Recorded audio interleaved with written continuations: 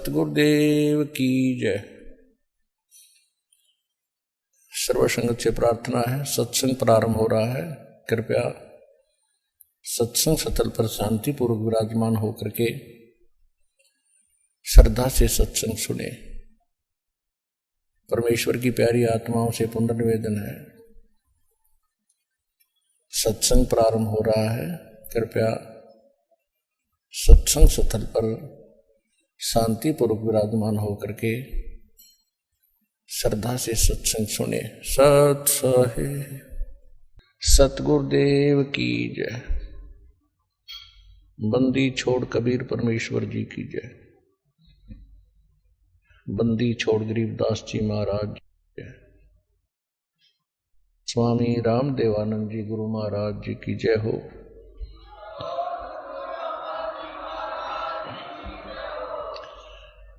गिरिम नमो नमो सतपुरुष को नमस्कार गुरु की नहीं। सुर नर मुनि जन साधुआं संतों सर्वसदी नहीं। सतगुरु साहेब संत सब डंडो तुम प्रणाम। आगे पीछे मज हुए तिनको जा कुर्बान। नराकार निर्विषम काल जाल वैभंजनम निर्लेपम निज निर्गुणम अकल अनुवेशुंदनम। सोहम सुरति समापतम सकल समाना निर्तल। उज्ज्वल हिरंबर हरदमम बेपरवा अथाह वार पार निमज्जतम। ग्रीव जो सुमरे सिद्ध होई गणनायक गलताना। करो अनुग्रह सोई पारस पद परवाना। आदि गणेश मनाऊं गणनायक देवन देवा। चरण कमल लो लाऊं आदंत करूं सेवा। परम शक्ति संगीतम रिद्धि सिद्धि दाता सोई। अवगत गुण अतीतम सत्पुरुष निर्मोही। जगदम्बा जगदीशम मंगल रूप मुरारी। तन मन अर्पों शीशम भक्ति मुक्ति भंडारी। सुर नर मुनि जन ध्यावे ब्रह्मा विष्णु महेशा। शेष सहस मुख गावे पूज्य आदि गणेशा। इंद्र कुबेर सरीखा वरुण धर्म राय धावे। समर्थ जीवन जी का मन इच्छा फल पावे। 33 कोटि अधारा ध्यावे 88। उतरे बहुदल पारा कट है यम की फांसी। 33 कोटि अधारा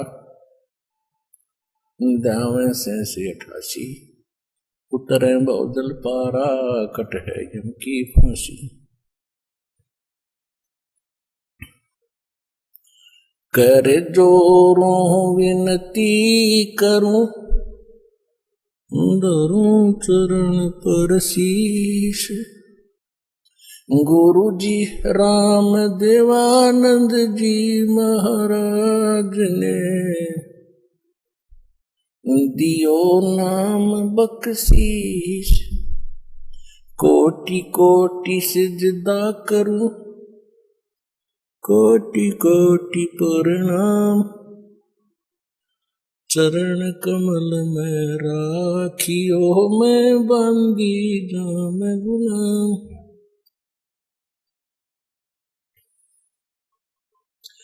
कुत्ता हूँ गुरुदेव का रामपाल दास का नाम। गले प्रेम की जेवड़ी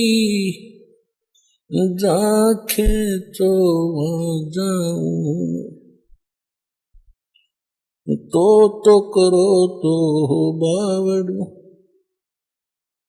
दूर दूर करो तो जाऊं।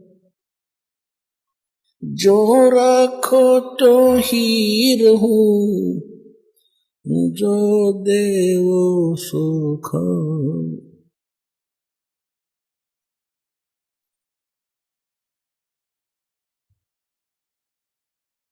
जय इब के सतगुरु मिले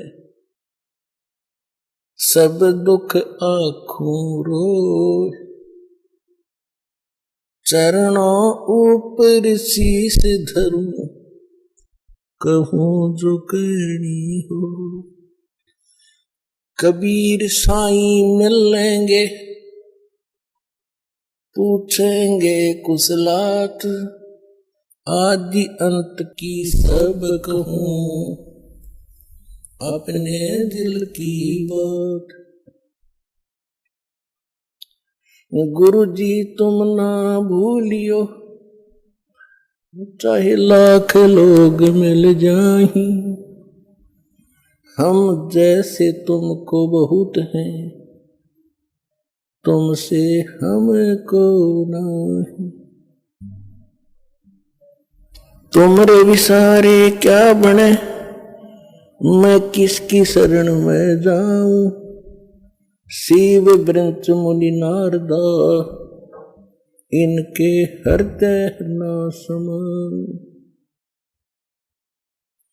अवगुण किए तो बहुत किए, करत न मनी हार। बावे बंदा बख्श दियो, बावे गर्दन उतार। अवगुण मेरे बाप जी, बख्शो गरीब नवाज। जो मैं पूत कुपूत हूँ, बोहर पिता को लाज।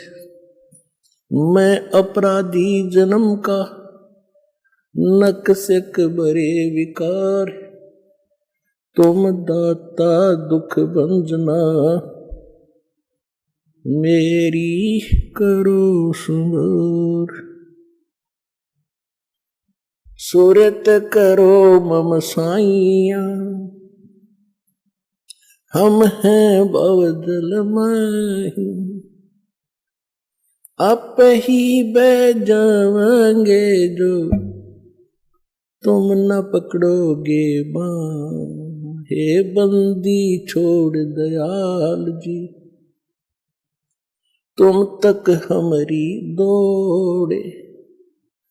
जैसे कागज जहाज का, सोजत और निठोरे।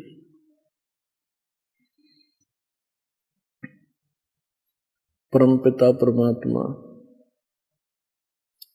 सर्व सृष्टि के रचनहार कबीर परमेश्वर जी, ये हम सभी आत्म एहसास हो रहा है, क्योंकि एक प्रश्नवाचक चिन्ह आज तक किसी से हट नहीं पाया कि हम क्यों मरते हैं, क्यों जन्मते हैं। हम कितना अच्छा परिवार बनाते हैं, उनमें कितना अच्छा प्रेम होता है, मोह होता है, लगाव होता है, और एक सेकंड में वो सब बिखर जाता है। इसके विषय में हम कभी चिंतित होते हैं तो फिर सोच लेते हैं कि सभी के साथ हो रहा है। ये एक परंपरा मान ली हमने कि ऐसा तो होगा ही होगा, पर ये काम तो करते ही रहो। कौन सा कार्य करते रहो? कोठी बनाओ, बंगले बनाओ, कार बड्डी लो और मर जाओ। ये कौन सा कार्य था? सभी हमारे साथ जो घटनाएं घट रही हैं, आप प्रतिदिन देखते हो, किसी न किसी गांव में या किसी घर में अपने खुद को भी बहुत सी ऐसी घटनाओं से हमारा पाला पड़ा है। तो ये सब हो क्यों रहा है? तो उसके लिए परमात्मा हमें स्वयं आकर के ज्ञान कराते हैं कि आप इस गलत लोक में आ गए और यहां से जाने का जो, इस जन्म और मृत्यु के रोग से बचने का जो तरीका है, जो विधि है, वो वास्तविक भक्ति है, वो परमात्मा स्वयं ही बताते हैं। और उसके लिए वो स्वयं सशरीर वहां से आते हैं जहां परमात्मा रह रहे हैं। इस काल भगवान को ही हम ब्रह्म कहते थे, और जो वेदों के ज्ञाता माने जाते थे वो कहा करते थे कि ब्रह्म सुप्रीम पावर है, ब्रह्म से ऊपर कोई परमात्मा नहीं है। ब्रह्म कहाँ रहता है? वो ब्रह्म लोक में रहता है। फिर पूछते थे परमात्मा है कैसा? कि वो निराकार है। तो पुण्यात्माओं, अब आपको परमात्मा का दिया हुआ वो ऐसा ज्ञान प्राप्त हो चुका है कि उस ज्ञान की तुलना में आप बहुत आसानी से तोल सकते हो, जांच सकते हो। जो हमारे धर्म गुरु ऋषि महर्षि जो हमें ज्ञान दिया करते थे, वो कितने भगवान से परिचित थे, वो कैसा उन्होंने भगवान को जाना था।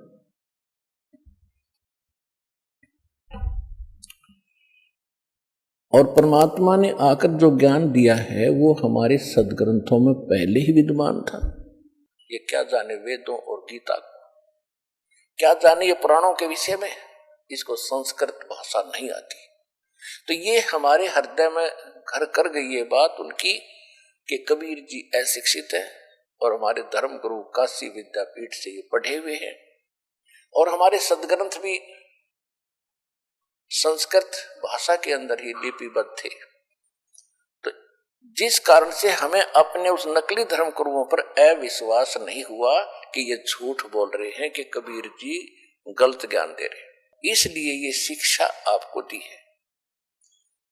आपको अभी तो शिक्षा का जो उद्देश्य है यही मान रखा है कि ज्यादा से ज्यादा कमाई करूं, धन जोड़ूं, कोठी बनाऊं और कार लूं, अपना बेटा बेटी को पढ़ाऊं, ये उच्च अधिकारी लगे, घनी माया जोड़ें। और जिसमें आपको तो दास आज वचन बोल रहा है कि ये शिक्षा परमात्मा ने आपको दी है और इस शिक्षा ने आपको इतनी हानि कर दी है आप अंदाजा नहीं लगा सकते। केवल आपने रोजी रोटी को ही उत्तम मान लिया। ये रोजी रोटी तो परमात्मा आज से पिछले इतिहास देखो, हमारे दादे परदादे वो भी अपना टाइम पास करके जो भले ही झोपड़ियों में रहे हो लेकिन कितनी शांति थी, कितने निरोग रहते थे, कितनी बुराइयां नाम मात्र भी नहीं थी। और आज आप देख रहे हो जहां इस माया का प्रवेश हो जाता है वहां जीव चैन से नहीं रह सकता। रात रंट दिए, इंटरनेट बना दिया, मोबाइल बना दिए, इलेक्ट्रॉनिक ये टीवी चैनल बनवा दिए, डीवीडी और सीडी बनवा दी, एक छोटी सी चिप बनवा दी जिसमें 100 घंटे का सत्संग आ जाता है, मैटर आ जाता है।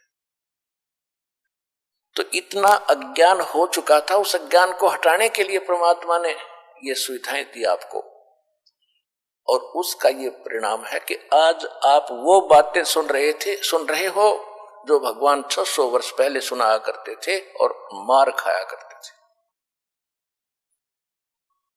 तो ये परमात्मा ने यह तरीका अपनाया कि जब तक इनको अक्षर ज्ञान नहीं होगा ये भगवान नहीं पहचान सकते और पीछे अंश तुम्हारे जाए।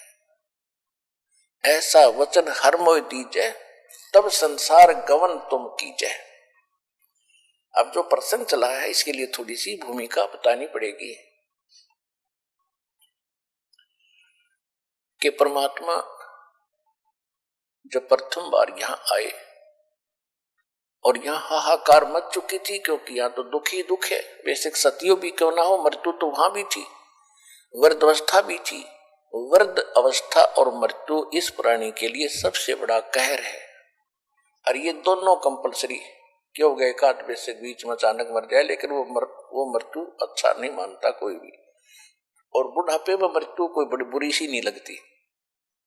तो एक कंपलसरी है बुढ़ापा भी और मृत्यु भी, और दोनों महादुख। तो परमात्मा जब वहां से आए कि ये बहुत दुखी हो लिए हैं, अब इनकी अकल ठिकाने आगी होगी, इनको सच्चाई बताऊंगा, यथार्थ ज्ञान दूंगा। तुम यहाँ के रहने वाले नहीं हो, तुम सतलोक में रहते थे, वहां कोई अभाव नहीं, वहां कोई मृत्यु नहीं, वहां कोई वृद्ध अवस्था नहीं, वो शरीर दूसरा मिलेगा आपको। ये सब ज्ञान देने के लिए परमात्मा उद्देश्य लेकर आए। जब इस 21 ब्रह्मांड में प्रवेश होता है तो सबसे पहले ये काल वहां बैठा होता है और वहीं पर इसने एक तपस्या बना रखी है जिसके ऊपर 1,00,000 प्रतिदिन मानव शरीरधारी प्राणियों को ये उसके ऊपर भूनता है, उनसे निकले हुए गंध को ये खाता है और जीवात्माएं फिर अपने कर्मानुसार पुनर्जन्म के अंदर आ जाते हैं। यहां एक ऐसा रूटीन बना रखा है, ऐसा प्रोसेस है, इसका प्रोसीजर है। तो जो ही परमात्मा वहां आकर खड़े हुए, जो ही भगवान उनके पास आकर खड़े हुए तो उनकी जो तपत थी, जो आंच थी, वो नहीं लगी। टुकड़ी ज्यों की तो गर्म थी, ऐसे ही उसमें से लपट निकल रही थी। लेकिन उन जीवों को जो वहां बैठे थे उसमें भून रहे थे, उन पर आंच लगनी बंद होगी और वो बैठ गए सारे।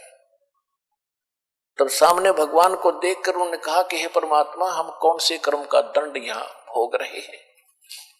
उन्होंने सोचा यही है भगवान, ये आ गया सामने खड़ा है। परमेश्वर कबीर जी ने कहा कि तुम जो ये सजा भोग रहे हो ये तुम्हारे नीचे की कर्मों की नहीं, ये तो सतलोक में तुमने गलती की थी उसका दंड है। फिर परमात्मा ने सृष्टि रचना सुनाई उनको कि तुम पहले वहां रहते थे जहां से मैं आया हूं, वहां कोई मृत्यु नहीं थी, वहां जन्म नहीं था, कोई रोग नहीं था, किसी चीज का अभाव नहीं था। और तुमने ये गलती की थी। जो यहाँ का भगवान है, 21 ब्रह्मांड का जो स्वामी है, ये काल है, ये ज्योत स्वरूपी निरंजन है, इसको ब्रह्म कहते हो तुम। तो इसने एक गलती की थी ऊपर, इसको श्राप लगा था उस कारण से कि 1,00,000 मानव शरीरधारी प्राणियों को ये नित्य खाओगा। और तुमने गलती की थी कि भगवान को छोड़कर तुम इसके साथ यहां पहुंच गए। वो दंड तुम ये भोग रहे हो जब तो तपस्या। और अब जाओगे नरक में, वो तुम यहाँ के कर्म भोग रहे हो। कोई गधा बना है, कोई पशु बना है, कोई पक्षी बना है, कोई जलचर बन रहा है। और उस तपस्या के ऊपर सभी गए हुए थे, धर्मगुरु भी थे, आम जनता भी थी। उस समय सबकी अकल ठिकाने थी कि हमसे कोई भूल बड़ी है, जिस कारण से गुरु भी वहीं तपस्या पर भूलने जा रहे थे और 1-2 चेला भी साथ मर रहा था, उसके साथ गया था। तब परमात्मा से उन्होंने पूछा, भगवान ऐसी कौन सी साधना है? तो भगवान परमात्मा कबीर जी ने बताया कि मैं जो विधि बताता हूं इसमें एक सतनाम है, एक सार नाम है। उसकी भक्ति से तुम पूर्ण मोक्ष होगे, इस तपस्या पर नहीं आओगे। तब वहां तो मरते सभी कह रहे थे, भगवान हमने वो मंत्र दे दो, हम खूब भक्ति कर लेंगे। परमात्मा बोले कि अब तो वो बात तुम्हारे हाथ से जा चुकी है। जब तुम जाए धरो जग नर देहा, तब तुम करना मेरे सत सबद स्नेहा। जब कभी तुम्हें मनुष्य जीवन प्राप्त हो, तुम्हारे संस्कार अच्छे हो, मनुष्य जीवन प्राप्त हो और मेरा कोई दास उस सतनाम को दे रहा हो, वहां जाके नाम लेना, उस नाम से मोक्ष होगा। तब वो कहते हैं, भगवान बहुत बड़ी भारी भूल बनी हमसे, और अब के मनुष्य जीवन मिल गया तो ऐसा संत खोजेंगे जो सतनाम और सारनाम दे रहा होगा। परमात्मा कहते हैं कि तुम ऐसे वायदे तो मुसीबत में ही करते हो, जब तुम सुखी होते हो तब कभी ये सोचते नहीं। दुख में सुमरण सब करे, सुख में करे ना कोई। जय सुख में सुमरण करो, तो दुख काहे को होए। सुख में सुमरण किया नहीं, दुख में करते याद। कहे कबीरता दास की, कौन सुने फरियाद। परमात्मा कहते हैं कि जब तुम पर आपत्ति आती है तो भगवान खोजते हो, और जिस समय तुम सुखी होते हो तो बकवाद खोजते हो। यदि आप सुख में भी भक्ति कर रहे होते तो दुख नहीं होता। और जब आपत्ति आई तुम अब कह रहे हो हम भक्ति कर लेंगे, कि अब नहीं बनेगी बात। जब तुम्हें मानव शरीर प्राप्त हो और सतनाम और यसार नाम का ये कोई प्रचार कर रहा हो, उस संत मेरे से नाम लेकर अपना मोक्ष करा लेना। और जिसको तुम वो धर्म गुरुओं को भगवान बता रहे थे जो मरने के उपरांत तपस्या प्रभु ने जा रहे थे नकली, उनसे कह रहे थे कि तुम ब्रह्म को सुप्रीम पावर मानते थे ब्राह्मणों, ये ब्रह्म तो काल है जिसका 21 ब्रह्मांड के अंदर जाल है, उसको तुम समझ नहीं सके और आप ब्रह्म को निराकार बताते हैं। अब देखो इनको खाने के लिए वो ब्रह्म आ रहा है, वो काल आ रहा है, वो देखो सामने से। अब काल ने अपना टाइम फिक्स कर रखा है और उस टाइम के समय वो सभी जितनी भी आत्माएं उस तपस्या के ऊपर भुनी जाती हैं, वो भुनने के बाद अपने आप निकल जाती है। तो उसका वो समय हो चुका था, वो उस आहार करने के लिए आया था, उसने सोचा था वो सब चली गई होंगी। लेकिन परमात्मा इस काल से ऊपर पावर शक्ति ज्यादा है, परमात्मा के सामने ये काल रुक जाता है। यहां पर समय प्रधान है और समय के ऊपर परमात्मा प्रधान है। तो उनको रोक दिया दाता ने, ये दिखाने के लिए कि देखो वो आ रहा तुम्हारा भगवान जिसको तुम निराकार कहते। सामने क्या देखा? ओछा माथा, लंबे दांत और बड़ा भयंकर विकराल शरीर उसका। कहा मालिक ने कि वो आ रहा है तुम्हारा भगवान जिसको तुम परमात्मा कह रहे हो, जिसको तुम ब्रह्म कह रहे हो, ये तो काल है। जो गीता अध्याय नंबर 11 के श्लोक नंबर 32 में कहता है कि अर्जुन मैं काल हूं और अब सबको खाने के लिए आया हूं, प्रवृत्त हुआ हूं। तू ना युद्ध करेगा तो भी मारूंगा इनको। परमात्मा ने बताया कि ये है वो तुम्हारा भगवान। अब उसको देख करके सब फिर घबरा गए। परमात्मा बोले तुम जाओ यहां से। वो सभी उड़ा दिए वहां से। वो आगे जहां उन्होंने जाना था, धर्मराज के दरबार में आते हैं, वहां उनका अकाउंट तैयार मिलता है, किसने कौन सी जोनी में जाना है, स्वर्ग जाना है, नरक जाना है या फिर पशु पक्षी बनना है, वो अलग से दंड है। इतने में वो काल भगवान वहां आकर खड़ा हो गया मालिक के निकट। उस समय परमात्मा ने अपना रूप जो था, अपने लड़के जोगजीत जो सतलोक के अंदर परमात्मा ने सबसे पहले 16 पुत्र उत्पन्न किए थे वचन से, उनमें से एक जोगजीत भी है। उस जोगजीत के रूप में परमात्मा वहां खड़े थे। सामने से वो सरपुरुष जिसको ब्रह्म कहते हैं काल, वो आ रहा था। जब उसने देखा काल ने कि ये जोगजीत कैसे आ गया, उसको ये मालूम था कि परमात्मा का कोई संदेश लेकर आया है ये, क्योंकि अधिकतर परमात्मा उन्हीं को इसके पास भेजते थे जब ये सतलोक में था। तो सबसे पहले काल भगवान ने ब्रह्म ने पूछा कि जोगजीत तू यहां किस लिए आया? कोई पिताजी का आदेश है मुझे सुना, उसके बाद फिर मैं तुझे जान से मारूंगा, तुझे ऐसा कूटूंगा तू याद रखेगा। तूने मेरे को सतलोक से निकाला था, मैंने तेरे सामने हाथ भी जोड़े थे, तेने मेरी एक नहीं सुनी थी। और पहले तो मुझे आदेश बता कोई परमात्मा का लेकर आया है, तो उसके बाद फिर तो बोले होशियार। तो परमात्मा ने कहा कि सुन ले ज्योत निरंजन, आदेश परमात्मा का, मैं नीचे जाऊंगा, नीचे के ब्रह्मांडों में जाऊंगा, पृथ्वी लोक पर जाऊंगा, स्वर्ग लोक में जाऊंगा, सब देवों को समझाऊंगा, उनको परमात्मा की जानकारी दूंगा। और आपने सबको मिसगाइड कर दिया, सबको गलत ज्ञान बता रखा है, गलत साधना करके कोई कुत्ता बना, कोई गधा बना, कोई सुअर बना है, किसी को कैंसर हुई है, हाहाकार मचा हुआ है, कोई जीव सुखी नहीं इस गंदे लोग। इनको सच्चा नाम दूंगा, सच्चा ज्ञान दूंगा, सच्चे भगवान की मैं कथा सुनाऊंगा। और परमात्मा ने मुझे ऐसा मंत्र दे दिया सतनाम और सारनाम का, सबको सारनाम और सतनाम दूंगा, सब निर्बाध सतलोक चले जाएंगे। और तेरी पोल पाड़ूंगा, तू काल है, तू अपने आप में भगवान बन बैठा है यहां पर। तब उसने सोचा ये तो मेरा नाश करेगा, काल ने सोचा ये तो मेरा नाश करेगा, मेरा बाग उजाड़ेगा, इसको यहीं अब खत्म करूंगा। इस उद्देश्य से लेकर के कहने लगा जोग जी तू होशियार, तू जाके दिखा नीचे। अब जो ही परमात्मा की तरफ वो दौड़ा अटैक करने के लिए, तो परमेश्वर ने सतनाम का सिमरण किया। उसको ऐसा झटका लगा, वो ऐसा गिरा नीचे, इतना भयभीत हो गया, उसको ऐसा अटैक हुआ। इसमें इतनी ताकत है सतनाम के मंत्र में।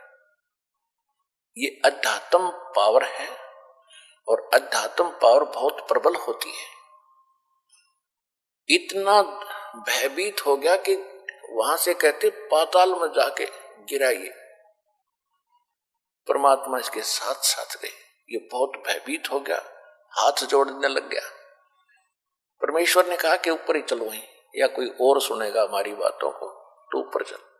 इसको फिर लाए, ऊपर ले गए और ऐसे गिरा पड़ा रहा नीचे जैसे पक्षी की पंख कट जाती हैं, उड़ नहीं सकता, तड़प रहा होता है। तब इसने पैर पकड़ दिए, नीचे नीचे सरक गए कबीर भगवान के, जब जोग जीत रूप में मालिक वहां खड़े थे। चरण पकड़ के रो रहा है कि तू मेरा बड़ा भाई, मैं तेरा छोटा भाई। छोटे तो गलती कर देते हैं, बड़े अक्षमा किया करते हैं, मुझे माफ कर दो।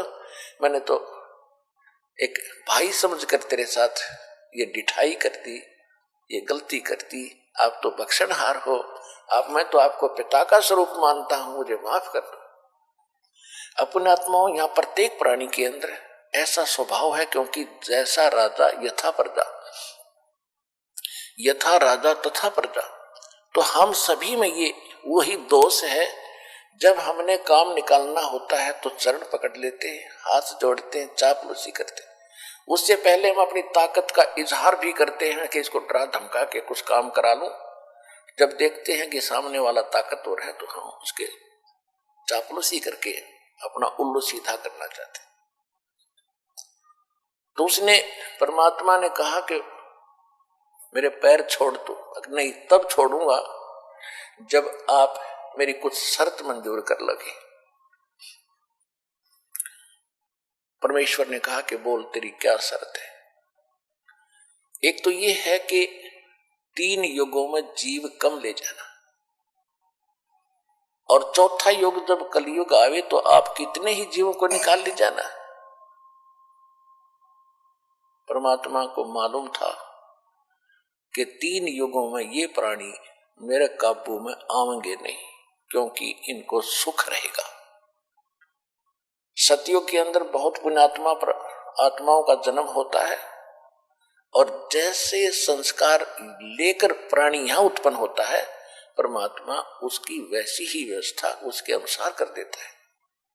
तो सतयुग में पुण्यकर्मी प्राणी होते हैं, सुंदर आबहवा होती है, लाखों वर्ष का जीवन होता है, बाप से पहले पुत्र नहीं मरता और पत्नी विधवा नहीं होती, इतना अच्छी व्यवस्था रहती है, लाखों वर्ष का जीवन होता है, तगड़े तगड़े शरीर, लंबे लंबे बड़े फलदार वृक्ष होते हैं, कोई चीज का भाव नहीं। जैसे आज हम मेहनत करते हैं गेहूं चने बनाने के लिए, इतने सब तो उगे रहते हैं, सब तो इतने रहते हैं, तोड़ दो, खा लो और रख लो, बाकी पड़े खड़े रहो, उन्हीं से झड़झड़ा कर फिर अगली बार फिर उग जाते हैं। इस तरह रहता है वहां पर।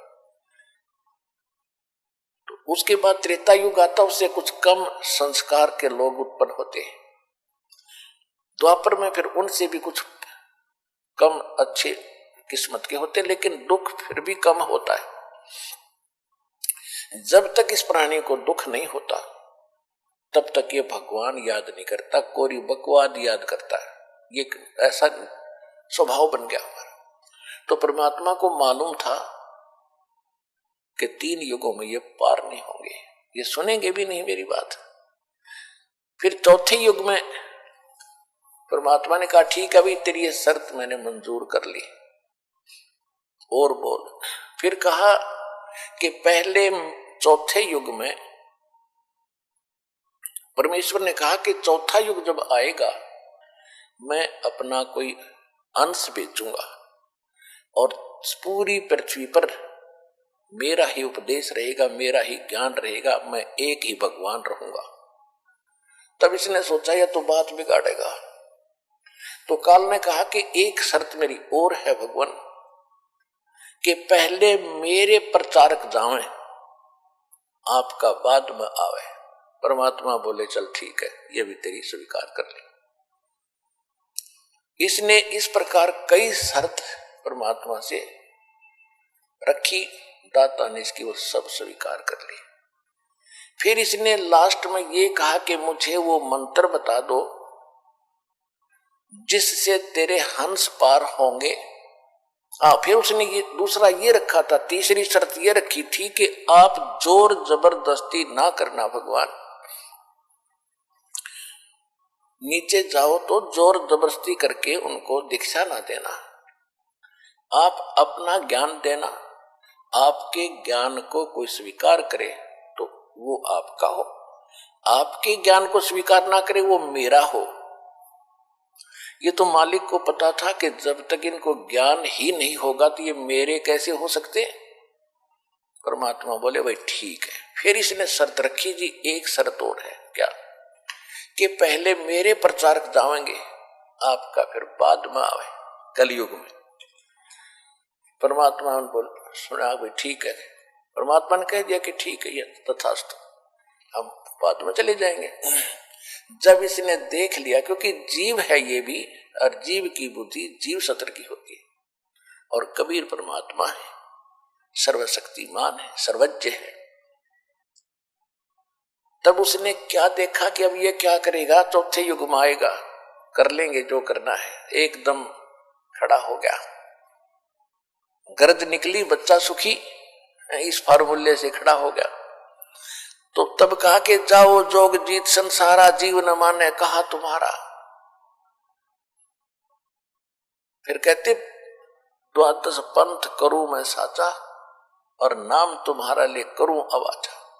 उन 12 पंथ नाम जो ले ही, वो हमरे मुख आन समोही, और अनेक पंथ चलाऊं, या विद जीवा को भरमाऊं, देवल धाम और मंदिर पुजवाऊं, और ऐसी भक्ति दृढ़ करवाऊं, नकली भक्ति दृढ़ करवाऊं, और जाइयो जोग जीत संसारा, फिर जीव न माने कहा तुम्हारा।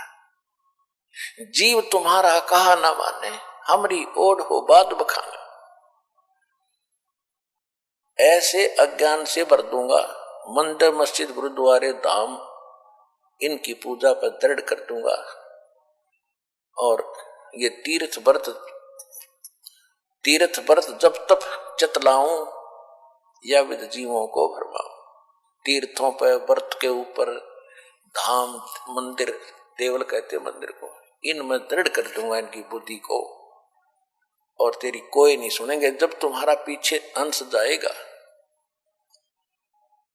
उसकी कोई नहीं सुनेगा, और मेरे वकील बन करके तुम्हारे साथ विवाद, जाइयो जोग जीत संसारा, जीवन मान कहा तुम्हारा। परमात्मा को उसकी बुद्धि के सतर पर हंसी आ रही थी, और परमात्मा ने कहा ठीक है, कलयुग बीते 5500 पाचा, तब ये वचन मेरा होगा साचा। कलयुग बीत जावे जब एता, चौथा युग जब कलयुग आई, तब हम अपना अंश पठाई। घर घर देखो बोध विचारा, सतनाम सब ठोर उचारा। हाँ, फिर इसने एक शर्त और रखी थी कि हे परमात्मा, जो आप नाम दोगे ना, और जिससे वो पार होगा, वो सतनाम मुझे बता दो, ताकि जिसके पास वो सतनाम होगा मैं उससे दूर हो जाऊंगा। परमात्मा बोले मुझे इतना बिल्कुल नादान मत समझे, ऐसा मेरा बौड़ा मत समझे मूर्ख, और जो तेने चतुरता की है इसका तुझे आगे पता लगेगा। परमात्मा ने कहा कि उस सतनाम को नहीं बताऊंगा तेरे को, तू तो जुल्म कर देगा।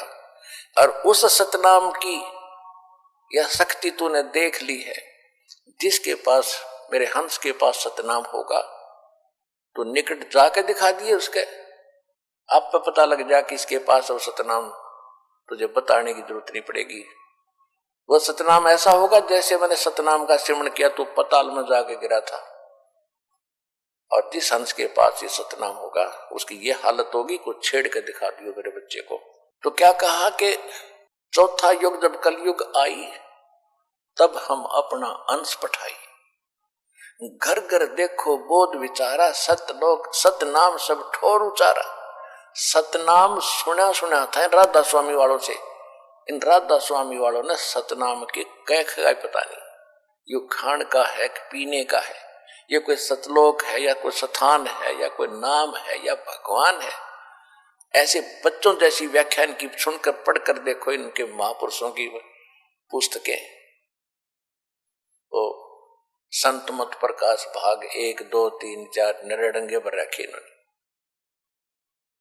वही सतनाम, वही सचखंड, वही सतलोक, वही सारनाम, वही सत्सबद, हर वही असली राम, वही हमारी सतनाम हमारी जात है। सतनाम ये 2 अक्षर का होता है और इसकी आज तक छींट नहीं लगने दी। हाँ, परमात्मा जब आए उन महापुरुषों से मिले उनको सतनाम दिया था, लेकिन उनको प्रतिज्ञा दिला दी थी कि इसका जिक्र ना करना, नहीं तो नाश हो जाएगा बने बनाए हमारे सारे मिशन का। तो जिन महापुरुषों से मालिक मिले वो सतनाम उनको दिया, उनसे प्रतिज्ञा दिला दी थी, धर्मदास मेरी लाख दुहाई। ये मूल ज्ञान दास बता रहा है, ये न कबीर पंथियों के पास है। और ये मूल नाम के अंदर कंप्लीट कोर्स आता है। कंप्लीट कोर्स जो प्रथम 7 मंत्र, दूसरा 2 अक्षर का सतनाम और फिर एक सार नाम, ये है मूल नाम। और जो दास आपको ज्ञान बता रहा है सृष्टि रचना आदि, सृष्टि रचना का जो विशेष कुछ ऐसा अंश है जो आपको किसी ग्रंथ में नहीं मिलेगा, कबीर पंथ के कबीर सागर में भी नहीं मिलेगा, क्योंकि उसमें काफी अंश निकाल दिए गए थे। तो ये मूल परमात्मा ने कहा था कि वो मूल ज्ञान और मूल नाम छुपा के रखना। कब तक? फिर बताया है कि कलयुग बीते 5500 पाचा, तब ये वचन मेरा होगा साचा। कलयुग बीत जावे जब एता, तब सभी प्राणी परम पुरुष पद चेता। कि जब 5500 वर्ष कलयुग बीतेगा उस समय घर घर परमात्मा, बोध माने ज्ञान है, कबीर परमात्मा के ज्ञान की चर्चा जुबान जुबान पर घर घर होगी। अब आप देख रहे हो जितने भी बच्चे हैं परमात्मा की शरण में आए गए हैं, किसी के घर पर मोबाइल चल रहा है, किसी के घर पर कोई टीवी में सीडी लगा रखी है और आरती हो रही है, सिमरन चल रहा है। जहां जहां भी आप जाते हो, क्योंकि हमारा मार्ग ऐसा है कि जब भी आप सफर कर रहे हो तो भक्ति करनी है। कोई जैसे आप यहाँ से जाते हो, यहाँ के लिए आते हो, ट्रेन में आते हो, बसों में आते हो, अपनी गाड़ियों में आते हो, तो रास्ते में अवश्य सिमरन करते हो। कोई सुबह का समय हो गया, सुबह की आरती को, दोपहर की, फिर शाम की, दिन में मंत्र। तो इस तरह ये पूरे वातावरण में ये परमात्मा का जो यथार्थ भक्ति है, इसकी ऐसी फैल रही है, ये पूरे विश्व में जा रही है।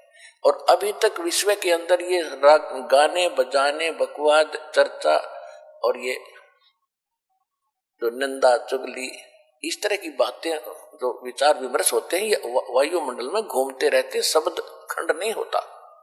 और अब ये वचन चलेंगे परमात्मा की सतवाणी के, और सिमरन की, जो सिमरन करने से आपको तो ताकत आती ही है। वो जो बाहर निकलता है एक मंत्र, उपदेशी पूर्ण संत से लेकर फिर जाप करते हो, बाहर निकालते हो, तो वातावरण में फैलता है। तो इस प्रकार ये सारे मालिक की वाणी चलती है। तो ये वो जो वचन पहले समाज में घर कर चुके हैं, सबके दिमाग बदले हुए हैं, माया की जोड़ तोड़ में लगे हुए हैं, उनके अंदर फिर कुछ संतोष आने लगेगा। जो पुराने विचार हैं उनको इसमें ऐसी ताकत, जैसे आप देखते हो गंदी हवा ऊपर उड़ जाती है, शुद्ध हवा नीचे आ जाती है। तो परमात्मा के जो वचन ज्ञान आप सुन रहे हो, टीवी पर सुन रहे हो, चिप में सुन रहे हो, मोबाइल से, तो मेमोरी कार्ड से चला रहे हो, या वैसे अपना सांस का सेवन कर, तो ये शुद्ध यथार्थ भक्ति है।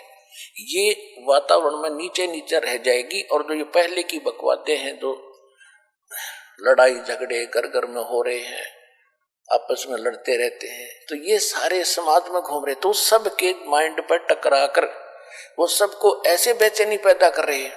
अब धीरे धीरे सब में शांति आएगी और वो जो पहले वाले विचार ऊपर उठ जाएंगे, वो आपको अफेक्ट करने की रेंज में नहीं रहेंगे। एक उदाहरण सुनाता हूं आपको। एक साधु संत अपनी किसी शिष्या के घर चला गया। उस लड़की के, उस माई के घर पे उसकी बहन आई हुई थी, और उसकी बहन की लड़की विधवा हो चुकी थी। और उस संत के साथ 2-4 भक्त और भी साधु थे, उन सब ने वहां पहुंच गए। तो उसकी जो शिष्या थी उस संत की, उसने अपनी बहन का सहयोग लिया खाना बनाने में, कि बहन खाना बना, कई भक्त आ गए हैं, महात्मा जी आए हैं।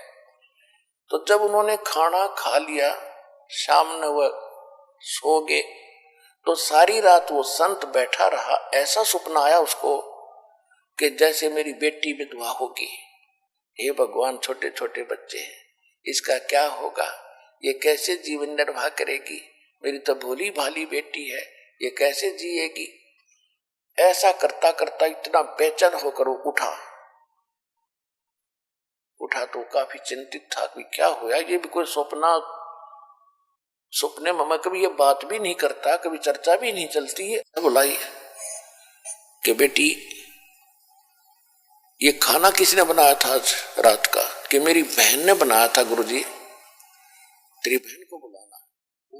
क्या तेरी बहन को कोई ऐसी दुर्घटना घटी है उसके घर पे, कोई ऐसी घटना घटी है, कोई दुख है उसको? हाँ जी, बहुत भारी दुख है उसको, उसकी बेटी विधवा होगी अभी 1 महीना पहले, और बहुत दुखी रहती है। अब वो बहन खाना बना रही थी और मंदिर से सिमरन वो हो रहा था, मेरी बेटी का क्या होगा, छोटे छोटे बच्चे, हे भगवान कैसे निर्वाह करेगी। अंदर से घड़ी दुखी थी। तो वो खाने में प्रवेश हुआ और वो खाना उसने खाया तो उसमें भी वो उचाटी पैदा कर दी। तो ये सूक्ष्म विचार आपको ऐसे प्रभावित किए हुए हैं और ऐसी ही प्रेरणा सब में बनी हुई। सपने में नो दुखी, कोई जीव सुखी नहीं। तो परमात्मा की ये जो वाणी अब चल रही है, ये बहुत प्रचुर मात्रा में होगी। और ये फिर क्या करेगा, पूरा वातावरण ऐसे चेंज होगा, ये ऊपर चले जाएंगे। जो दूसरे वचन हैं जो आज तक सुनते रहे, लेकिन अब उनकी संख्या ज्यादा है, क्वांटिटी ज्यादा है, हमारी थोड़ी है, तो फिर भी ये ज्यादा प्रभावशाली रहेगा। इनको धीरे धीरे एक गांव में 10 घर 20 परिवार हैं, बाकी सैकड़ों 200-300 दूसरे चर्चा वाले। तो धीरे धीरे ये प्रचार उन पे भी असर करेगा, अड़ोस पड़ोस में भी, फिर उनकी भी कभी भावना बदलेगी। क्योंकि परमात्मा के बच्चे तो सभी हैं, चाहे कोई आज हिंदू है, मुसलमान है, सिख या ईसाई है, कोई अमेरिका में है, कोई अफ्रीका में है, भारत या पाकिस्तान, बलोचिस्तान, कहीं पर भी पैदा बच्चे उसके सभी के। और उसने सभी बच्चे उतने ही प्रिय होते हैं जैसे बाप को माँ को अपने छोटे से लेकर बड़े तक, चाहे 20 बालक हो, एक जैसे प्यारे होते हैं। वो आपस में बेशक लड़ते रहे, लेकिन माँ बाप के हृदय में उनकी जगह ज्यों की त्यों होती है। तो इसी प्रकार आज हम हिंदू मुस्लिम सिख ईसाई बनकर आपस में बेशक हम लड़ रहे हैं, लेकिन परमपिता ने हमें उतने ही प्रिय है और वो चाहते हैं कि इनका ये झगड़ा मिटे, चैन से रहे। तो उसके लिए ये शुरुआत दाता ने कर रखी है। आइए अब हम उन श्रद्धालुओं के अनुभव जानते हैं जो जगत गुरु तत्वदर्शी संत रामपाल जी महाराज जी से दीक्षा प्राप्त कर चुके हैं तथा उनके द्वारा बताए गए भक्ति मार्ग पर चल रहे हैं। नमस्कार जी। नमस्कार जी। क्या नाम है जी आपका? मेरा जी संजय दास है। मैं फर्स्ट ओलंपियन पहलवान लीलाराम जी का लड़का हूँ। गांव मंदोला, जिला भिवानी में पड़ता है जी। क्या काम करते हैं आप? मैं जी जेल डिपार्टमेंट में सिपाही की पोस्ट पर हूँ, रोहतक जेल पर। संत रामपाल जी महाराज की शरण में कैसे आए? मैं जी जेल डिपार्टमेंट में सिपाही की पोस्ट पर हूँ, रोहतक जेल पर। तो एक 2006 में करोथा कांड हुआ था जी, और उसमें आर्य समाजियों ने और हरियाणा सरकार ने मिलकर संत रामपाल जी के ऊपर झूठे आरोप लगाकर जेल में डाल दिया, और उनके आश्रम को जो सामान था सारा उठा ले गए थे, और सारी संगत को तंग किया था। झूठा मीडिया में निकलवाया था संत रामपाल जी के खिलाफ। मीडिया सभी न्यूज़पेपरों में हमने भी पढ़ा था जी। और अच्छे से अच्छा व्यक्ति भी अगर उस अखबार को पढ़ ले तो उसके भी मन में ये आएगा भी अगर ऐसा है तो वहाँ संत रामपाल जी को गोली क्यों ना मार दी जाए। तो जेल में आ गए वो। तो जेल के अधिकारियों ने मीटिंग की वहाँ पे, तो वहाँ पे मेरी ड्यूटी लगाई गई। तो जाते ही मैंने संत रामपाल जी को नमस्कार बोला, सच्चाई बोला। तो संत रामपाल जी ने कहा भी आप मेरे को गुरु क्यों कहते हो? मखा जी टीचर को भी गुरु कहते हैं, आप तो संत हो। बोला भाई ऐसे मेरे को गुरु मत कहो, आप हमारा ज्ञान समझो पहले। तो मेरे दिमाग में ये आए भी अगर ऐसे कहते हैं तो एकदम मेरे शरीर के अंदर एकदम सन्नाटा सा आ गया जी। जेल में भी ऐसे कहते हैं तो मखा भाई बहुत महापुरुष व्यक्ति हैं ये तो मैंने कहा जी मैंने तो जो कह दिया ना गुरु, तो मेरे लिए तो आज से आप गुरु हो। तो गुरु जी फिर मैंने कहा माँ गुरु जी मेरा भाई गुरु मत कहा अगर मेरे को। मका जी आपके खिलाफ तो बहुत ज़्यादा अफवाह हैं और आपके तो बहुत अच्छे विचार लगे मेरे को। तो गुरु जी ने कहा भी पहले ज्ञान समझ हमारा। मका जी ऐसा लग रहा है मेरे को तो जैसे आर्य समाजी या पुलिस डिपार्टमेंट आपको इनकाउंटर ना कर दे, आपको गोली ना मार दे। तो उन्होंने बहुत ठोसता से कहा मेरे को ये परमात्मा का शीश है, अगर ऐसा हो जाता है तो मैं सफल मानूंगा अपने शीश को। परमात्मा के लिए शीश तो बहुत ही सौभाग्य व्यक्ति देता है। तो मेरे आंसू आ गए जी परमात्मा के संत रामपाल जी का विचार सुन के। कभी इतने तगड़े विचार हैं और इस महापुरुष के खिलाफ इतने आरोप लगाए गए हैं, ये इनको परमात्मा उल्टा लटका कर 7 पीढ़ी इनको नरक में डालेगा। फिर संत रामपाल जी बोले भाई आप मेरा पहले ज्ञान समझो। मैंने संत रामपाल जी की 1 महीना सीडी देखी जी। 3-4 दिन तो मेरे को ऐसा लगा भी ज्ञान मेरे समझ में नहीं आएगा ये, क्योंकि सभी संतों से अलग ज्ञान है। लेकिन मैंने गौर से सुना भी पूर्ण संत की पहचान बताई गई पूर्ण परमात्मा की। तो मेरे को रोज़ रोज़ मज़ा आने लग गया जी ज्ञान में। तो मैं गुरुजियों से डेली कहता था जी मेरे को भी नाम दे दो आप। बोला भाई ऐसे नाम नहीं देते हम, आप होक्का पीते हो। तो मैं होक्का का बहुत ज़्यादा आदी था और परिवार वाले भी दुखी थे मेरे से। तो मैं बोला जी आप ही दया करो, अगर आप में शक्ति है तो ये। तो संत रामपाल जी ने नला जी परमात्मा ही करेंगे, हम तो कुत्ते उनके। संत रामपाल जी ने कहा ये बात। तो उस दिन से मैंने होक्के में वो स्वाद नहीं आया जी। 4-5 दिन मैंने पिया उनके कहने के बाद भी, लेकिन परमात्मा ने इतनी दया करी भी ये तो बहुत गंदी चीज़। मैंने बांस आने लग गई उसमें से और मैंने उस होक्टी को भगा दिया बाहर। सुबह मैं ड्यूटी पे गया तो संत रामपाल जी बैठे हुए थे। मैं बोला गुरु जी आज तो नाम दे दे। बोला आज दे देंगे भी, आज तू योग्य हो गया है। तो उन्होंने 2/9/2007 में को सुबह 6:30 बजे उन्होंने मेरे को बहुत दया करी, परमात्मा ने मेरे को नाम दे दिया। तो बोला भैया नियम आपने हमेशा फॉलो करने हैं। मैं कहा जी आप नहीं करवाने, हम तो कुत्ते हैं आपके। तो मैंने रोज़ टीवी पे देखता था और सीडी ले आया मैं उनके भक्तों से। तो क्या ज्ञान है जी, शास्त्रों के अकॉर्डिंग ज्ञान बता रखा है परमात्मा ने। फिर जेल अफसरों ने पता लग गया भी ये बहुत ईमानदार सिपाही था, ये भी इनका शिष्य बन गया। तो परमात्मा संत रामपाल जी का सिर पे पंजा रहा मेरे। तो एक दिन मेरी शाम को ड्यूटी थी जी 6 से 10। तो 7 बजे जेल में गिनती बंद कर देते हैं, 7 साढ़े 7 बजे। तो मैंने बोला भाई माँ गुरु जी को दंडवत प्रणाम करते हैं। तो मैंने बोला जय वो बंदी छोड़ की, मैं संत रामपाल जी से 50 फुट की दूरी पे था लगभग, बीच में दीवार थी। मैंने जय वो बंदी छोड़ के नारे लगाए। तो वहाँ पर संत रामपाल जी के पास बच्चे रहते थे, बच्चा वार्ड है, किशोर वार्ड। उन्होंने भी नारे लगाने शुरू कर दिए। भी एक पुलिस का हवलदार नारे लगा रहा है, तो उन्होंने भी बहुत जोश के साथ नारे लगाए, पूरी जेल में गूंज रहा था। 10 मिनट के बाद जेल के सभी अफसर सभी कर्मचारी आ गए और उन बच्चों को बहुत ज़्यादा पीटा उन्होंने। सभी बच्चों को जूत मारे, उनके लठ मारे, छोटे छोटे बच्चों के। फिर वो मेरे पास आए जी ड्यूटी के ऊपर, मेरे से बोले तूने जेल को खतरे में डाल दिया, तो एक बंदी का शिष्य बन गया है और खुद दारू पी रहे जी, वो सारे बंदियों का खाते हैं, वो हमारे को चोर कहते हैं। बहुत शर्म की बात हमारे को। तो फिर मैंने कहा जी आप आराम से बात करो मेरे से। बोला तेरे को। फिर उस डीएसपी साहब ने एसपी से बात करी फ़ोन पर मेरे आगे ही। तो एसपी साहब ने कहा इसको फौरन बाहर निकाल दो जेल से, जैसे उसके दादा ने बनवाई है ये जेल। एक परमात्मा के लिए हमने और भी देखे वर्दी के अंदर सभी परमात्मा को ऐसे झुकते हैं, तो एक सिपाही नहीं झुक सकता क्या? तो उन्होंने जेल से मेरी ड्यूटी से निकाल दिया मेरे को। 2-3 दिन के बाद उसने डीजी से बात करी, एसपी साहब ने, भैया ऐसे ऐसे करता है। तो हमारे को तुरंत प्रभाव से बदली कर दी हमारी सोनीपत, और मेरे को 4 सीट दे दी उस बात पर। तो उसमें लिख रखा था भी क्यों ना इसको डिसमिस किया जाए। 2 डीएसपी गवाह थे जी उसके अंदर।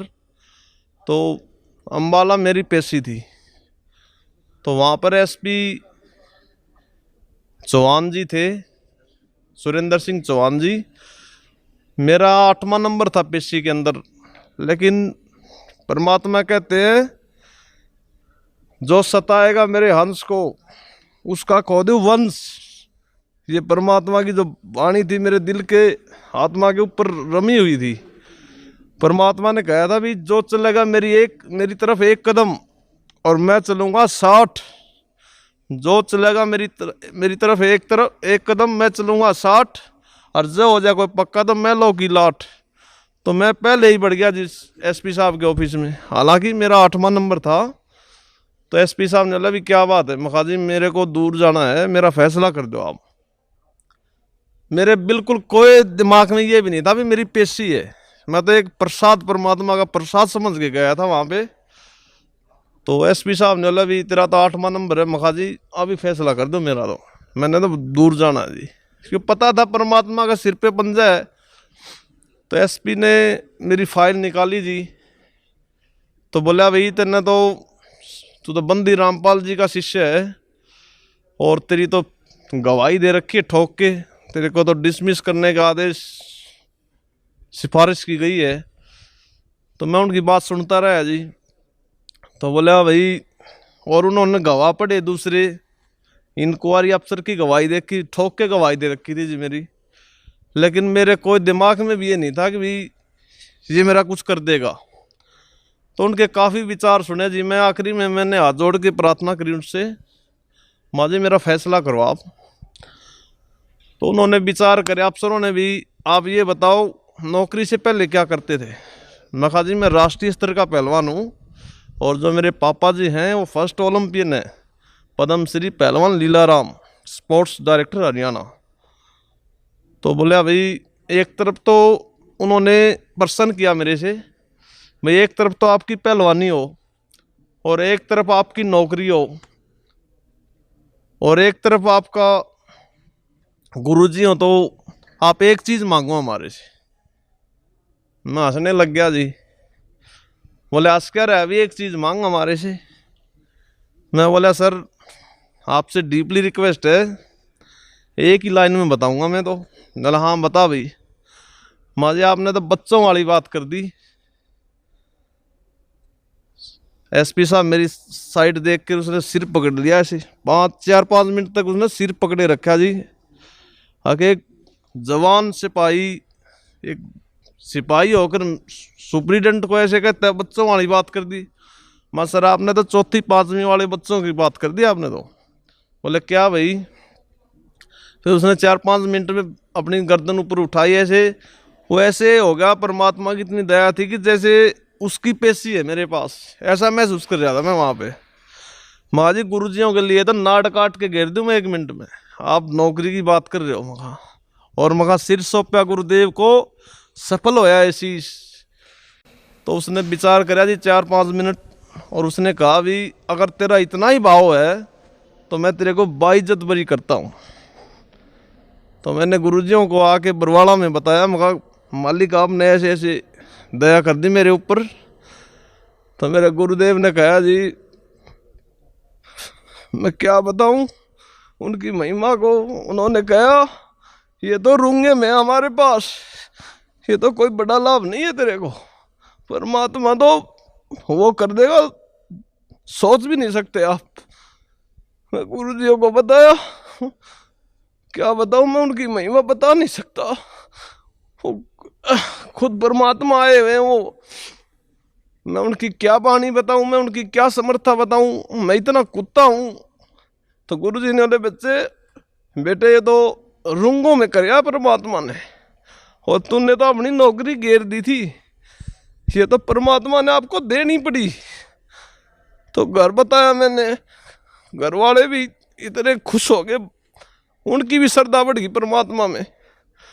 फिर एक बार जी मेरे को पथरी होगी, 4 mm की पथरी थी, और शाम को मैं गुरुजियों के पास गया, बहुत ज़्यादा दर्द था मेरे।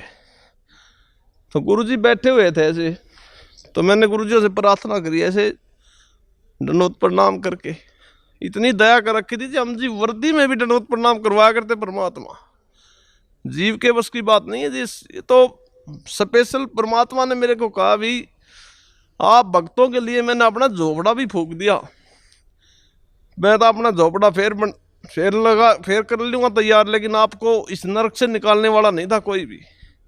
वो शब्द मेरे आज भी मालिक की आत्मा के ऊपर रखा हुआ है जी। तो फिर परमात्मा ने कहा भी, मैंने गुरुजी से प्रार्थना करी, गुरुजी मेरे पथरी है जी 4 mm की और बहुत ज़्यादा दर्द है।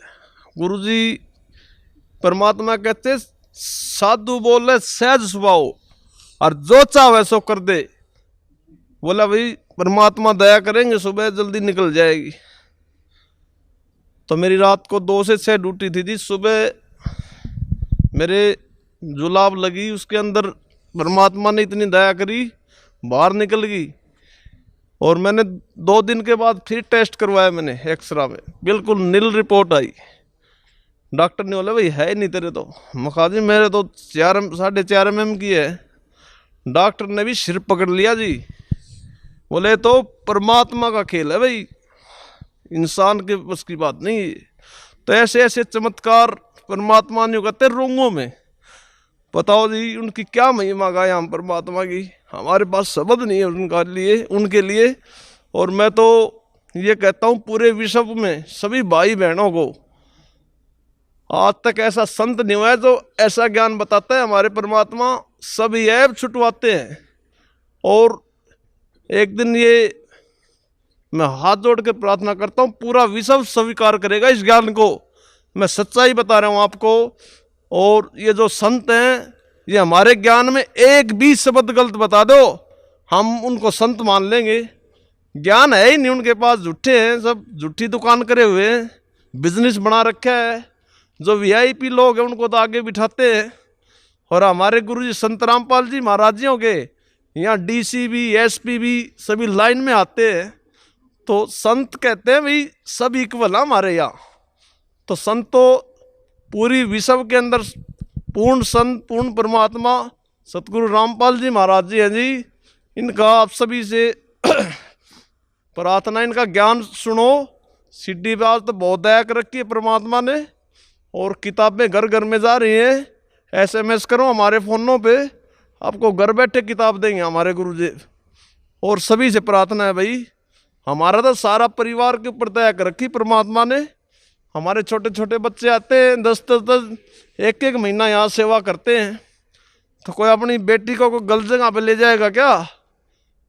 परमात्मा कहते हैं अगर सच्चाई है तो अपनी जगह भी बनाएगी वो। हमारे गुरुदेव तो परमात्मा खुद कबीर साहब आए हुए हैं। तो सभी भाइयों से प्रार्थना है कि यहाँ आए और जन्म मरण का रोग कटाए। सच